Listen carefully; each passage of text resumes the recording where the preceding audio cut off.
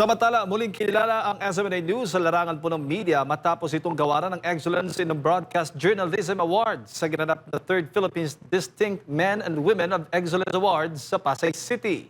Narito ang balita ni Cristel Guapo. Isang espesyal na gabi ng pagkilala sa kahusayan at tagumpay ang naganap sa 3rd Philippines Distinct Men and Women of Excellence Awards Night. Dito, pinarangalan ang mga individual at organisasyon na nag-iwan ng marka at inspirasyon sa kani-kanilang larangan.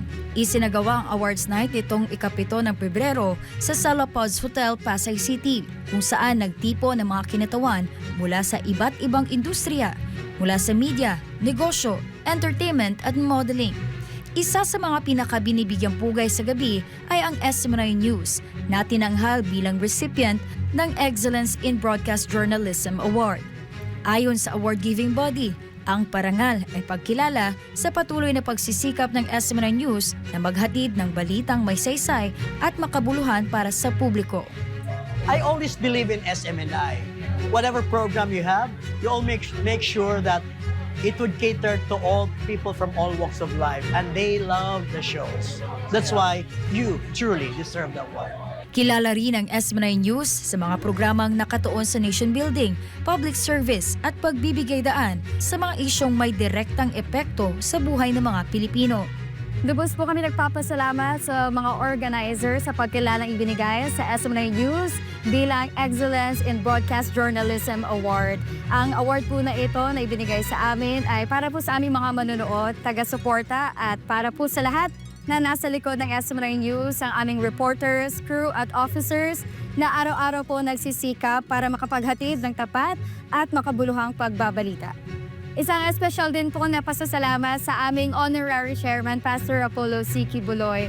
Ang kanyang mga turo po tungkol sa Culture of Excellence ang bit-bit namin kahit saan man kami pumunta at nagsisilbing gabay po sa aming mga gawain araw-araw na hindi pwede ang pwede na. Lagi pong sinasabi ni Pastor na if it's not excellent, it's as if you have done nothing. Kaya naman ginagawa namin ang excellent na pagbabalita para sa Diyos, sa taong bayan, at para sa Pilipinas nating mahal. Maraming salamat po.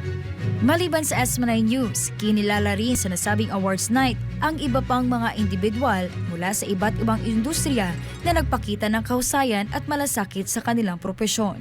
Sobrang nakakataba ng puso every time makaka-receive ako ng award sa kung saang anggulo ng career ko. Lagi ang sasabihin nila, laos naman yan o kaya hindi naman yan sikat. Well, bahala na kayo, basta ako, lagi akong may award. Ang dami mga negosyante na talagang mas successful pa sa akin. Pero ang gusto ko lang yung lagi tayong may puso. Tinitingnan natin ang ibang tao, hindi lang yung mga sarili natin. At kung ano man ang ma-achieve natin sa buhay, gusto kong masabi na I made a difference. Never stop sharing your talent and of course, be a blessing to everybody. And of course, let's continue to make our tourism and our culture and arts grow. And of course, let's join hands because I cannot do this with myself alone. Higit sa kinang ng tropeyo at titulong iginawad, ang gabing ito ay paalala na ang tunay na kahusayan ay nagmumula sa pusong naglilingkod. Ang bawat pagkilala ay nagsisilbing puwersa upang lalo pang pag-alabin ang misyong maglingkod sa bayan. Para sa Diyos at sa Pilipinas kong mahal, Cristel Guapo, SMNI News.